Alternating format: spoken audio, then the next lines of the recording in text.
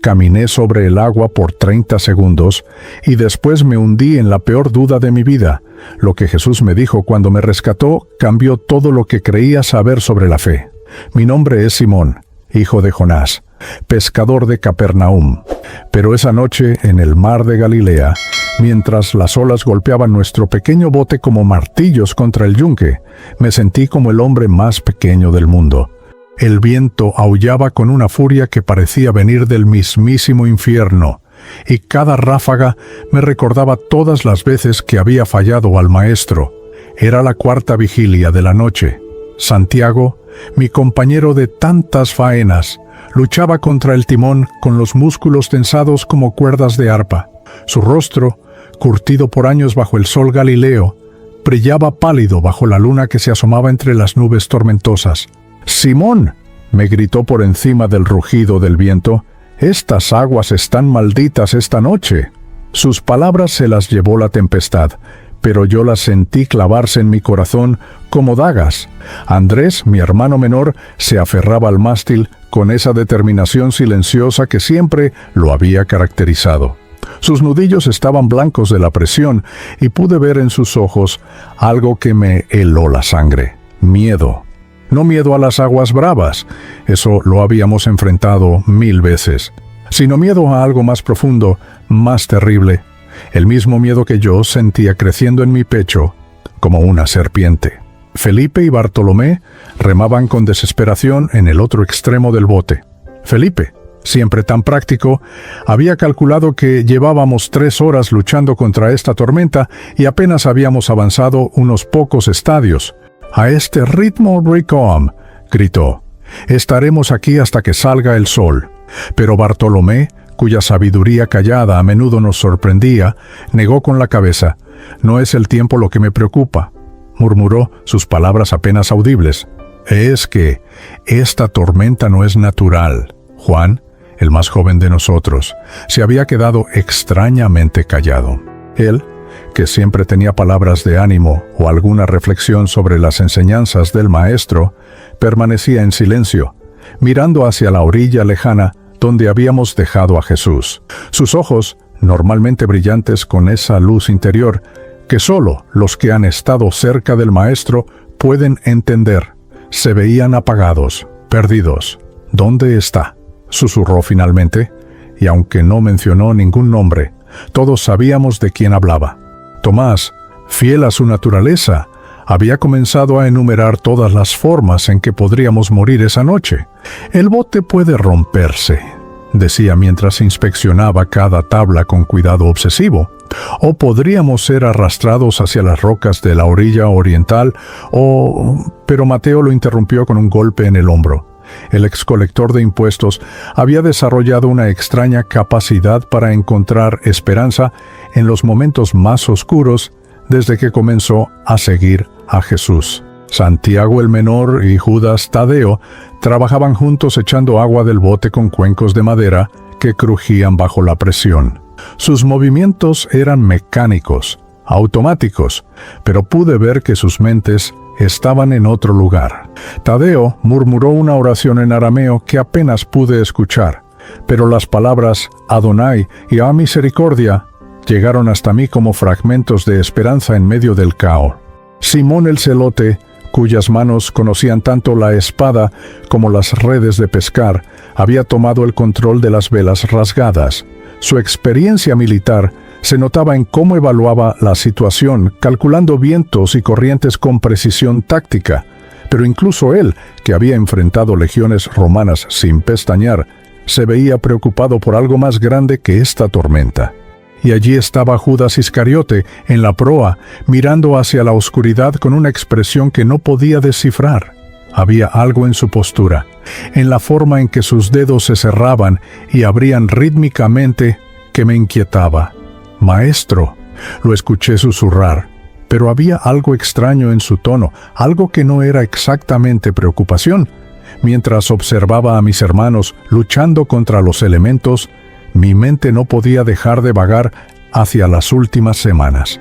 ¿Cuántas veces había hablado sin pensar? ¿Cuántas veces había prometido fidelidad eterna solo para flaquear cuando las cosas se ponían difíciles? Recordé la vez que el Maestro había explicado sobre la necesidad de tomar nuestra cruz, y cómo yo había protestado, ganándome esa mirada de dolor en sus ojos y esas palabras que aún me quemaban. «Quítate de delante de mí, Satanás». El agua salada que me salpicaba la cara se mezclaba con lágrimas de frustración. Era como si esta tormenta fuera una manifestación física de toda la turbulencia que llevaba dentro. Cada ola que nos golpeaba me recordaba cada momento en que había decepcionado al Maestro. Cada vez que mi lengua había sido más rápida que mi entendimiento. Cada instante en que mi cobardía había vencido a mi fe. ¿Dónde está nuestro Maestro cuando lo necesitamos?, pensé. Inmediatamente me odié por tener ese pensamiento. Pero era humano, demasiado humano, y la duda se filtraba en mi corazón como agua en un barco con grietas. El Maestro nos había enviado solos a cruzar el mar mientras Él se quedaba para orar. «Nos alcanzará después», había dicho. Pero después se había convertido en horas de lucha y la fe se volvía más difícil de mantener con cada ola que amenazaba con hundir nuestro pequeño bote. El viento parecía burlarse de nosotros, cambiando de dirección constantemente, como si una mano invisible estuviera jugando con nuestro destino. Y en esos momentos de desesperación, cuando el miedo amenazaba con consumirme completamente, fue cuando mis ojos se dirigieron hacia la superficie del agua tempestuosa, buscando alguna señal, alguna esperanza, algún milagro que me recordara por qué había dejado todo para seguir al Maestro de Nazaret. Porque a pesar de todas mis dudas, a pesar de todos mis fracasos, había algo en lo más profundo de mi ser que sabía que Jesús no nos abandonaría en medio de la tormenta. Pero esa certeza luchaba contra el miedo, contra la lógica humana, contra la evidencia de mis propios sentidos que me decían que estábamos solos en la inmensidad del mar. Y fue entonces, en el momento más oscuro de esa noche terrible, cuando algo extraordinario estaba a punto de suceder. Mientras luchábamos contra las olas implacables, mi mente se refugiaba en los recuerdos, como un hombre que busca abrigo en una cueva durante la tormenta. No podía evitar pensar en todo lo que había presenciado siguiendo a Jesús, todos esos momentos que deberían haber fortalecido mi fe y que, sin embargo, parecían burlarse de mí en esta hora de desesperación. Recordé vívidamente aquel día en Capernaum, cuando trajeron al paralítico. Había sido una mañana como cualquier otra hasta que la multitud comenzó a congregarse alrededor de la casa donde el Maestro enseñaba. El sol caía oblicuo a través de las ventanas de adobe, creando patrones de luz dorada sobre el suelo de tierra apisonada. Las voces se alzaban en murmullo constante, una sinfonía de esperanza y desesperación que había llegado a asociar con la presencia del Maestro. Bartolomé y yo estábamos presionados contra la pared trasera, observando cómo Jesús hablaba con esa autoridad tranquila que siempre me dejaba sin palabras. Pero entonces escuchamos el ruido encima de nuestras cabezas, madera crujiendo, paja cayendo, hombres susurrando urgentemente. «¿Qué están haciendo?», murmuré a Bartolomé, pero él solo señaló hacia arriba con los ojos muy abiertos. El techo se abrió como los cielos en el diluvio, y por esa abertura descendió lentamente una camilla. En ella yacía un hombre que había visto antes en las calles de Capernaum, siempre arrastrándose en el polvo, pidiendo limosna, con ojos que habían perdido toda esperanza hacía años. Sus amigos, porque solo verdaderos amigos harían lo que ellos hicieron, lo bajaban con cuerdas, sus rostros tensos de concentración y fe desesperada. La multitud se movió como una ola, apartándose para hacer espacio. El paralítico aterrizó suavemente frente al Maestro, sus ojos inmediatamente encontrando los de Jesús. Vi algo pasar entre ellos, algo que no era solo mirada, sino reconocimiento mutuo, como si se conocieran desde antes de la creación del mundo. «Hijo», dijo Jesús, y su voz tenía esa cualidad que siempre me hacía sentir que el tiempo se detenía. «Tus pecados te son perdonados». El silencio que siguió fue tan denso que podría haberse cortado con un cuchillo. Los fariseos, que habían venido a observar, Eleazar ben Azariah entre ellos, con su barba meticulosamente cuidada y su túnica libre de cualquier mancha, comenzaron a murmurar entre sí. Los vi intercambiar miradas de indignación y escándalo. ¿Quién puede perdonar pecados si no solo Dios?, susurró uno de ellos, pero no lo suficientemente bajo como para que Jesús no lo escuchara. El maestro se irguió lentamente, y cuando habló, su voz llevaba una autoridad que hizo que todos los murmullos cesaran al instante. ¿Qué es más fácil?, preguntó, su mirada barriendo la habitación como un faro. ¿Decir, tus pecados te son perdonados? ¿O decir, levántate y anda? Era una pregunta que cortaba el aire como una espada, exponiéndolos a todos. Yo sentí como si me estuviera mirando directamente a mí cuando continuó. Pero para que sepan que el Hijo del Hombre tiene autoridad en la tierra para perdonar pecados, se volvió hacia el paralítico y vi como toda su atención se concentraba en aquel hombre roto. A ti te digo, levántate, toma tu camilla y vete a tu casa. Lo que sucedió después desafió todo lo que creía saber sobre las leyes de la naturaleza y la voluntad de Dios. El hombre, que había sido llevado a hombros porque sus piernas eran como ramas secas, comenzó a moverse. Primero fueron los dedos de los pies, luego los tobillos, después las rodillas. Músculos que habían estado muertos durante años cobraron vida como agua que fluye por un cauce seco después de la lluvia.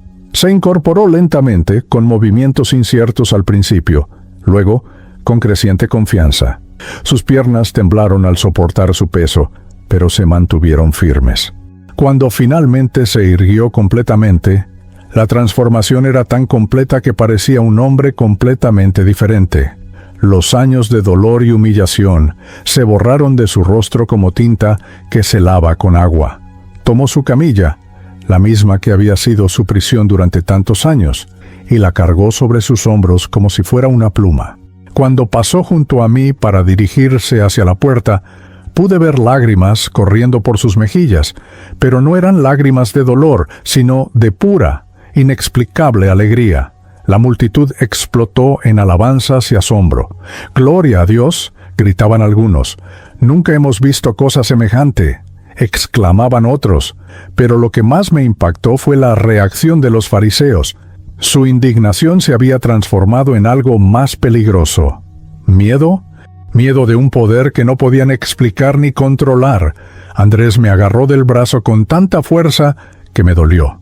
«¿Viste eso, Simón?», me preguntó, su voz temblando de emoción. «¿Viste cómo lo miró? No solo le devolvió el uso de sus piernas, le devolvió su dignidad, su futuro, su lugar en la comunidad». Tenía razón. Había presenciado más que una sanación física. Había visto la restauración completa de un ser humano. Pero incluso mientras mi corazón se llenaba de asombro, una pequeña voz en el fondo de mi mente susurraba, ¿y si es solo para algunas personas? ¿Y si no funciona cuando realmente lo necesites? Ahora, en medio de esta tormenta, esas dudas volvían para atormentarme como demonios. Había visto el poder del Maestro, había sido testigo de su autoridad sobre la enfermedad y el pecado, pero aquí estábamos, sus discípulos más cercanos, luchando por nuestras vidas mientras Él estaba. ¿Dónde? ¿Orando en la montaña mientras nosotros enfrentábamos la muerte? No es justo, pensé, y luego me odié por pensarlo. Pero la naturaleza humana es así. Incluso después de presenciar milagros, seguimos dudando cuando las circunstancias se vuelven contra nosotros. Es como si cada nueva crisis borrara la memoria de todas las veces anteriores que Dios había mostrado su fidelidad. El bote se inclinó peligrosamente hacia estribor cuando otra ola gigantesca nos golpeó. Juan gritó mi nombre, señalando hacia una grieta que había aparecido en el casco. El agua comenzó a filtrarse, y por un momento, el pánico puro se apoderó de mí. Todas las sanaciones que había presenciado, todos los milagros, todas las enseñanzas sobre la fe parecían insignificantes comparados con la realidad inmediata del agua fría llenando nuestro bote. Pero entonces, algo en el horizonte captó mi atención. Al principio pensé que mis ojos me engañaban. Entre las olas encrespadas y la niebla que se alzaba del mar agitado, creí ver una sombra moviéndose en la distancia. La luna, que había estado jugando al escondite detrás de las nubes tormentosas, se asomó justo en ese momento, creando un sendero plateado sobre las aguas turbulentas. ¿Ven eso?, grité por encima del rugido del viento, señalando hacia lo que parecía ser una figura que se acercaba. Mis hermanos siguieron mi mirada, y uno por uno, sus rostros se transformaron de confusión a asombro, y luego a un tipo de terror que nunca antes había visto en sus ojos. Era él. Era imposible. Era contrario a toda lógica. Desafiaba las mismas leyes que Dios había establecido en la creación, pero era indudablemente él. Jesús caminaba sobre el agua como si fuera tierra firme, como si las olas fueran simplemente colinas cubiertas de hierba en los campos de Galilea. Santiago se aferró a mi brazo, sus dedos clavándose en mi piel como garras. «Simón», susurró, su voz ronca por el asombro, ¿Es real?» Sus ojos, normalmente tan seguros, tan llenos de esa confianza que venía de años de trabajar con sus manos, ahora mostraban la perplejidad de un niño que ve por primera vez el océano. Andrés había dejado de remar por completo. El remo se le resbaló de las manos entumecidas y cayó al fondo del bote con un golpe sordo. «Es el maestro», murmuró. Pero, ¿cómo? Su fe siempre había sido la más sencilla de todos nosotros, libre de las complicaciones intelectuales que a menudo me atormentaban, pero incluso él luchaba por comprender lo que sus ojos le decían. Felipe, que siempre necesitaba explicaciones para todo, comenzó a calcular en voz alta la densidad del agua, la masa corporal, las leyes de Arquímedes, pero sus palabras se desvanecían mientras la realidad de lo que estaba viendo se imponía sobre sus razonamientos. Bartolomé le puso una mano en el hombro y simplemente negó con la cabeza, como diciendo, «Hermano, hay cosas que van más allá de la lógica humana». Jesús se acercaba con pasos firmes y seguros, cada movimiento tan natural, como si estuviera caminando por la orilla del lago en una tarde tranquila. Las olas que nos amenazaban con hundirnos parecían calmarse bajo sus pies, como bestias salvajes que se aquietan en presencia de su amo. Su túnica ondeaba en el viento, pero no de manera caótica. Había algo elegante, casi coreografiado en la forma en que la tela se movía alrededor de su forma. Sus ojos brillaban con una luz que no venía de la luna. Era esa misma luz que había aprendido a reconocer cuando enseñaba en las sinagogas, cuando sanaba a los enfermos, cuando hablaba de su Padre Celestial. Pero esta noche, esa luz tenía una calidad diferente, más intensa, como si las circunstancias extremas hubieran revelado algo de su naturaleza que normalmente permanecía velado. Juan, el menor, fue el primero en encontrar su voz. «Maestro», gritó, sus palabras cargadas de alivio y adoración mezclados. «Sabíamos que vendrías», pero incluso mientras hablaba, pude ver lágrimas corriendo por sus mejillas, lágrimas que nacían de una mezcla de alegría y el tipo de temor reverente que solo se experimenta en presencia de lo divino.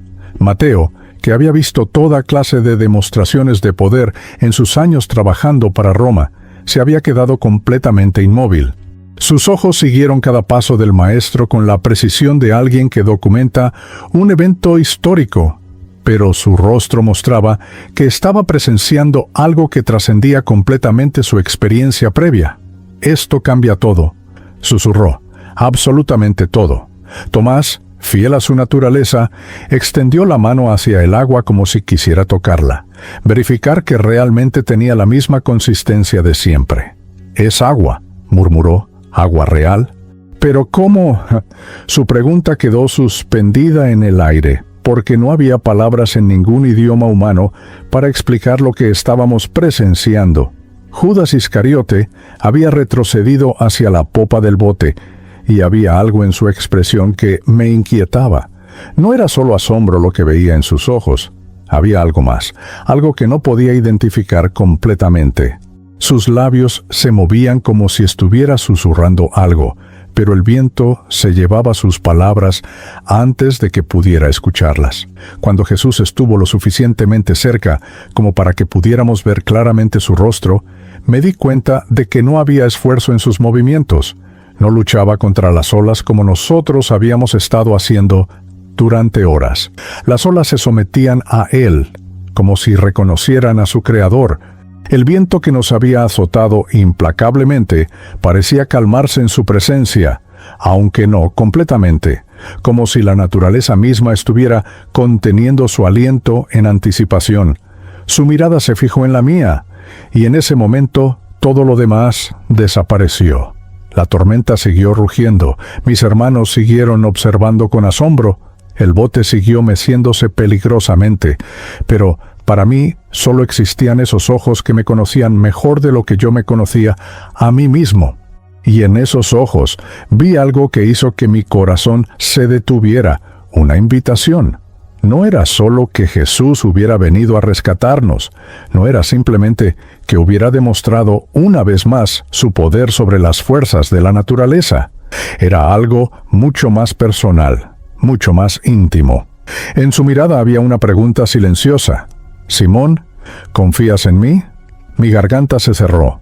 Todas las dudas que había estado sintiendo, todos los fracasos del pasado, toda la vergüenza de mis limitaciones humanas se condensaron en este momento.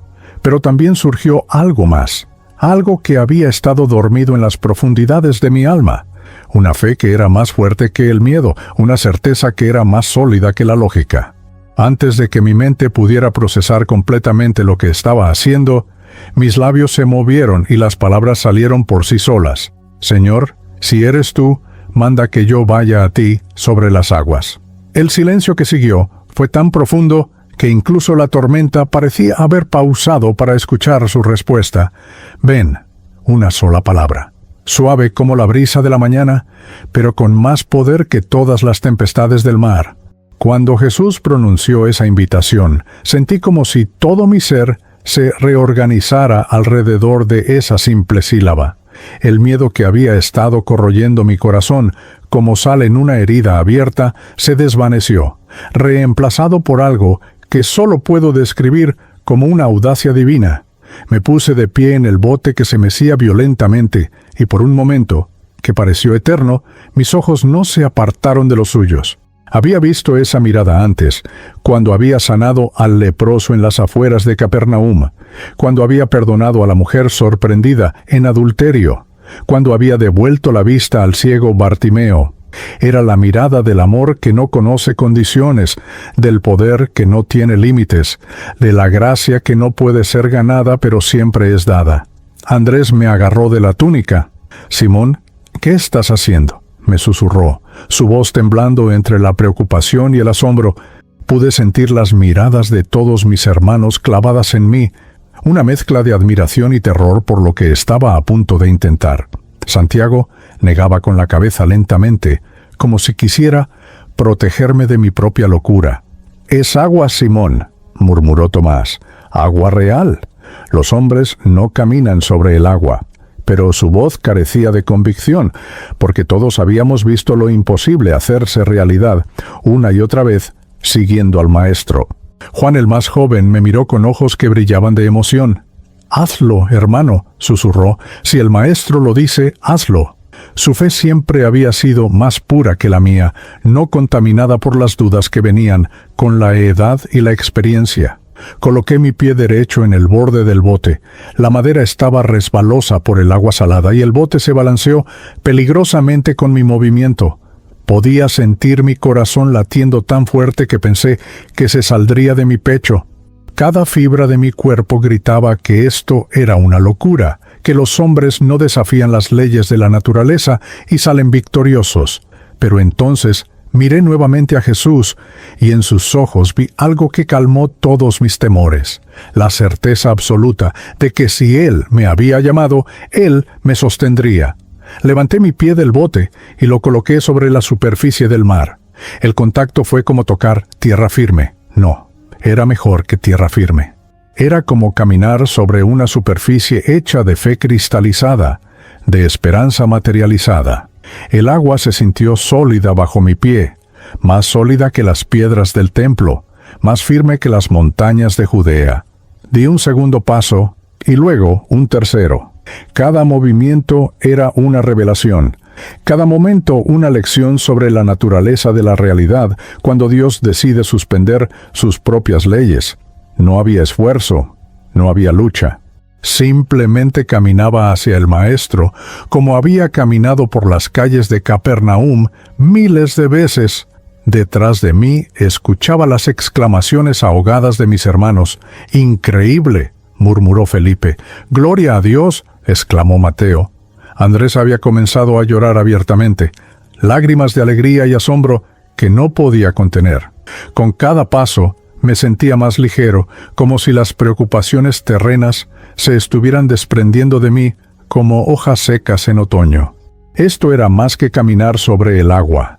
Era caminar en una dimensión diferente de la existencia, donde la fe era más real que la física, donde el amor de Dios era más tangible que la materia.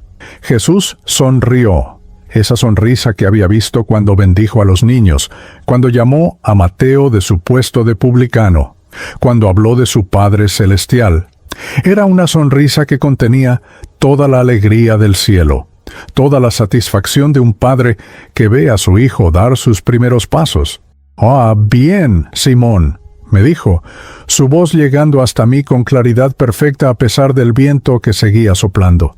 «Mira lo que puede hacer la fe». Y fue entonces cuando cometí mi error. Por un instante, solo un instante, aparté mis ojos de Jesús. Miré hacia abajo, hacia mis pies que de alguna manera imposible se mantenían firmes sobre la superficie del agua. Miré a mi alrededor, hacia las olas que se alzaban como montañas líquidas a ambos lados. Escuché el rugido del viento que parecía burlarse de mi audacia. Y en ese momento, la realidad física se impuso sobre la realidad espiritual. El agua ya no se sintió sólida bajo mis pies. Mi peso comenzó a hundirme, lentamente al principio, luego más rápido. El miedo se filtró en mi corazón como veneno, y con él llegó la duda. ¿Qué estoy haciendo? ¿Quién soy yo para caminar sobre el agua? ¿Quién soy yo para desafiar las leyes de la naturaleza? «Señor», grité mientras el agua fría me llegaba hasta las rodillas, luego hasta la cintura, «¡sálvame!». No hubo demora, no hubo reproches, no hubo titubeos. En el mismo instante en que grité su nombre, sentí su mano agarrando la mía con una fuerza que parecía capaz de sostener el mundo entero. Me jaló hacia arriba con facilidad, como si no pesara más que una pluma, y de repente me encontré de pie nuevamente sobre la superficie del agua, sostenido por su presencia. Pero entonces vinieron las palabras que se clavaron en mi alma como espinas. «Hombre de poca fe, ¿por qué dudaste?». No era un regaño cruel. Su voz contenía tristeza, sí, pero también una ternura infinita, como la de un maestro que ve que su estudiante favorito ha estado tan cerca de entender una verdad profunda, pero la ha perdido en el último momento. Era la tristeza de alguien que conoce nuestro potencial y duele cuando no lo alcanzamos. Mientras me sostenía sobre las aguas, miré a sus ojos y vi en ellos todo lo que podría haber sido si hubiera mantenido mi mirada fija en él. Vi la posibilidad de una fe que nunca dudara, de un amor que nunca vacilara, de una confianza que permaneciera firme incluso cuando todo lo demás temblara. Y en ese momento, rodeado por la tormenta pero sostenido por sus manos, comencé a llorar. Las lágrimas vinieron como una cascada que había estado contenida detrás de una represa durante años. No eran solo lágrimas por haber fallado en este momento. Eran lágrimas por todas las veces que había estado tan cerca de la grandeza y había elegido la mediocridad, tan cerca de la fe perfecta y había elegido la duda familiar. Jesús me llevó de regreso al bote, sus brazos rodeándome, con una ternura que contrastaba dramáticamente con el poder que acababa de demostrar. Cuando llegamos al borde de la embarcación, mis hermanos se apartaron para hacernos espacio, sus rostros mostrando una mezcla de asombro, alegría y un temor reverente que nunca antes había visto tan claramente. En el momento en que Jesús puso su pie en el bote, el viento cesó por completo. No se calmó gradualmente, se detuvo de forma abrupta, como si alguien hubiera cerrado una puerta gigante. Las olas que habían estado amenazando con hundirnos se aquietaron hasta convertirse en un suave mecer, como el de una cuna que mece a un bebé. El silencio que siguió era tan profundo que podíamos escuchar el agua goteando de nuestras ropas, el crujir suave de la madera del bote, el sonido de nuestras propias respiraciones. Andrés fue claro que el primero en moverse. Se acercó lentamente, con pasos inciertos, como si caminara sobre terreno sagrado. Sus ojos no se apartaban del maestro, y cuando habló, su voz era apenas un susurro. Verdaderamente eres el Hijo de Dios. Las palabras se extendieron por el bote como ondas en un estanque tranquilo. Una por una, mis hermanos comenzaron a postrarse, no por obligación o protocolo, sino por una necesidad irresistible de reconocer lo que acababan de presenciar. Santiago, siempre tan orgulloso, se dejó caer de rodillas con lágrimas corriendo por sus mejillas curtidas. Juan se acercó al maestro y besó el borde de su túnica, sus labios temblando mientras murmuraba oraciones en arameo. Felipe y Bartolomé se abrazaron el uno al otro, todavía sin poder procesar completamente lo que habían visto. Mateo había comenzado a susurrar algo que sonaba como cálculos, pero que en realidad eran expresiones de asombro. Imposible, imposible, pero real, tan real. Tomás extendía las manos hacia el agua, ahora calmada, como si quisiera confirmar que seguía siendo agua normal. Simón el Celote, cuya fe había sido forjada en el fuego de la resistencia política, se veía como un hombre que acababa de descubrir que había estado luchando por las causas equivocadas toda su vida. «Maestro», murmuró, «¿cómo podríamos haber dudado? ¿Cómo pude haber dudado?» Pero fue Judas Iscariote quien me inquietó más. Mientras todos los demás se acercaban al maestro con adoración y asombro, él se había retirado hacia la popa, observando la escena con una expresión que no podía descifrar. Había algo en sus ojos, no exactamente resistencia, pero tampoco la rendición completa que veía en los demás. Era como si estuviera archivando este momento en su mente, evaluándolo, pesándolo contra algún estándar que solo él conocía. Jesús se sentó en el centro del bote, y su presencia transformó nuestro pequeño pesquero en algo parecido a un santuario.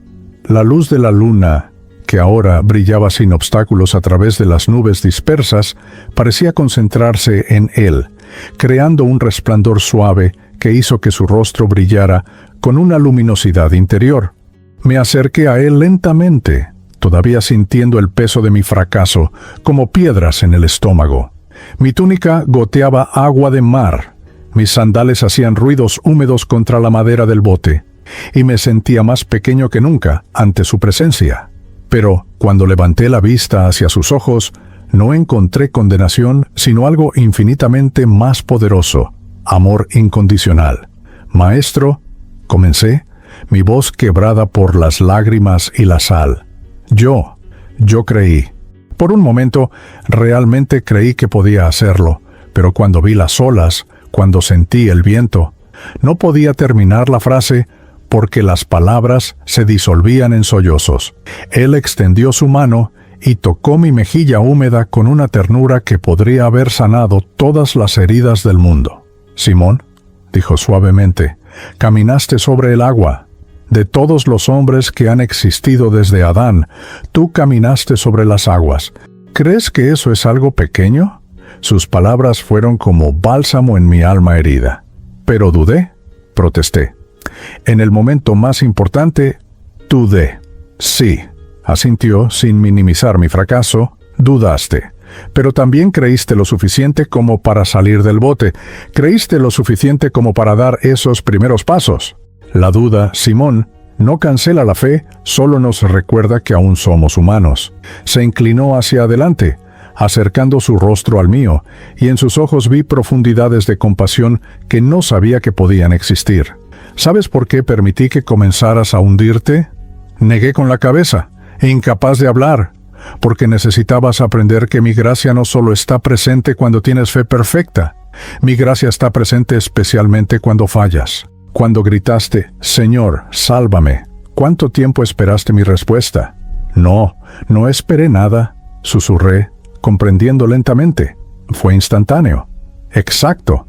Sonrió, esa sonrisa que contenía todos los tesoros del cielo. Mi amor por ti no depende de la perfección de tu fe, Simón. Depende de la perfección de mi naturaleza. Caminaste sobre el agua no porque tu fe fuera perfecta, sino porque mi amor por ti es perfecto. Esas palabras penetraron en lo más profundo de mi ser, como rayos de luz disipando décadas de oscuridad. Me había pasado toda la vida tratando de ganar el favor de Dios a través de mis obras, de mi obediencia, de mi fe. Pero aquí, en este bote en medio del mar de Galilea, con mi túnica empapada y mis mejillas húmedas de lágrimas, finalmente comprendí. No se trataba de lo que yo pudiera hacer por Él, sino de lo que Él ya había hecho por mí. Me deshice completamente en sus brazos, y Él me sostuvo mientras las últimas resistencias de mi orgullo se desmoronaban. Era como si todas las máscaras que había usado durante años, la del pescador fuerte, la del discípulo seguro, la del líder nato, cayeran una por una, dejándome expuesto en mi humanidad más cruda. Y en esa vulnerabilidad total encontré algo que no sabía que estaba buscando: paz. Los demás discípulos se habían sentado en un círculo alrededor nuestro, observando en silencio sagrado este momento de gracia pura.